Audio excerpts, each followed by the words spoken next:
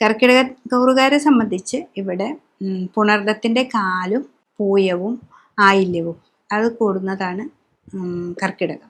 അപ്പോൾ കർക്കിടകക്കാരെ സംബന്ധിച്ച് വ്യാഴം 12-ൽ മറയുകയാണ് ചെയ്യുന്നത്. 12-ാം ഭാവത്തിൽ വ്യാഴം വന്നു കഴിഞ്ഞിട്ടുണ്ടെങ്കിൽ അനുഗ്രഹക്കുറവാണ്. മോക്ഷസ്ഥാനാണല്ലോ നമ്മൾ പറയുന്നത്. അപ്പോൾ പക്ഷെ ഇവിടെ ശനീശ്വരൻ 9-ലാണ്. അപ്പോൾ ഭഗവത് സ്മരണകളാണ് ഏറ്റവും കൂടുതൽ സമയം നമ്മൾ ചെലവഴിക്കേണ്ടത്.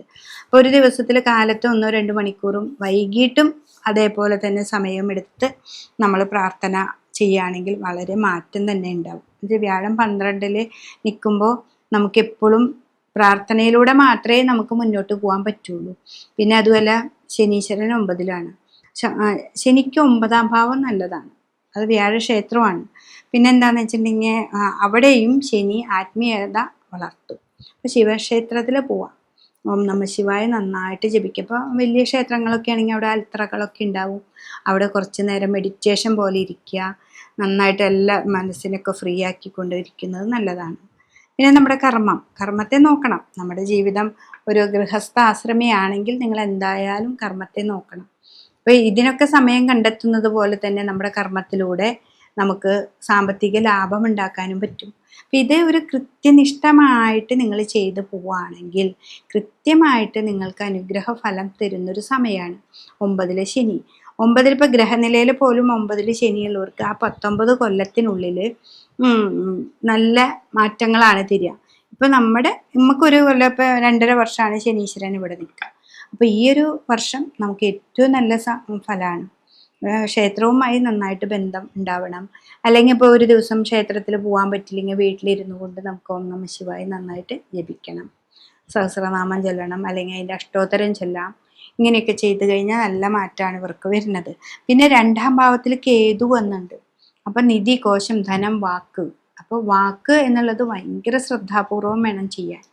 2-ലാണല്ലോ 2-ാം ഭാവത്തിൽ വാക്കുകളിലൂടെയാണ് നമ്മളുടെ എല്ലാ പ്രവർത്തനങ്ങൾക്കും നല്ലത് വരുന്നത്. അപ്പോൾ ഈ വാക്ക് വളരെയധികം സൂക്ഷിച്ച് ചെയ്യുക. എന്നുവെച്ചാൽ 2-ാം ഭാവം എന്ന് പറഞ്ഞാൽ നമ്മുടെ വീടും കൂടിയാണ്. അപ്പോൾ വീട്ടിൽ തന്നെ പല കാര്യങ്ങളും നമ്മൾ അതും ഇതും പറഞ്ഞ് കലഹങ്ങളെ ഉണ്ടാവും. അപ്പോൾ അത് വളരെയധികം ശ്രദ്ധിക്കേണ്ട ഒരു സമയമാണ്. പിന്നെ കുട്ടികളുടെ ആയാലും നമ്മളുടെ ആയാലും പുതിയ ഇൻവെസ്റ്റ്മെൻറ്റ് അങ്ങനെയുള്ള മേഖലകളൊക്കെ വരുമ്പോൾ നമ്മൾ വളരെ ശ്രദ്ധിച്ച് ഇൻവെസ്റ്റ്മെൻറ്റ് വരുമ്പോൾ വളരെ ശ്രദ്ധിക്കണം. അവിടെ കേതുവാണ്, ഖണ്ഡനം ചെയ്യും നമുക്ക്. അതുകൊണ്ട് പിന്നെ അത് സൂര്യൻ്റെ ക്ഷേത്രമാണ്.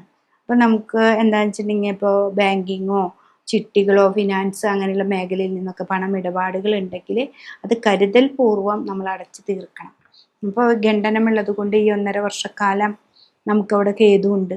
അപ്പോൾ അതുകൊണ്ട് അത് വളരെ ശ്രദ്ധിച്ച്, അപ്പോൾ അഥവാ നമുക്കൊരു പ്രാവശ്യം അടയ്ക്കാൻ പറ്റിയില്ലെങ്കിൽ അവരോട് നല്ല ഖേദപൂർവ്വം നമ്മുടെ വാക്കുകളിലൂടെ അവരെ പിടിച്ചു നിർത്താനായിട്ട് നമുക്ക് സാധിക്കണം.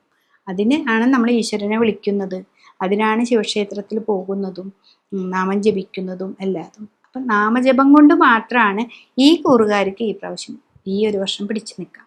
എന്താ വെച്ചിട്ടുണ്ടെങ്കിൽ 9-ലെ ശനി നാമജപത്തിന് ഏറ്റവും പ്രാധാന്യം കൊടുക്കുന്നുണ്ട്.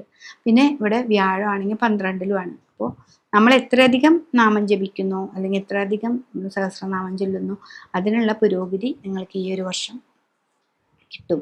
അപ്പം എന്താണെന്ന് വെച്ചിട്ടുണ്ടെങ്കിൽ ഇവിടെ 2-ാം ഭാവത്തിൽ കേതു വരുമ്പോഴേ നാമജപം കൂടുമ്പോൾ നമ്മുടെ സംസാരം കുറയും. ഇവിടെ അതാണ് നമ്മുടെ പുരോഗതി. നമ്മൾ സംസാരിച്ച് അനിഷ്ട സ്ഥിതികൾ ഉണ്ടാക്കുന്നേക്കാൾ കൂടുതൽ നമുക്ക് നല്ല രീതിയിൽ മുന്നോട്ട് പോകാനായിട്ട് സാധിക്കും.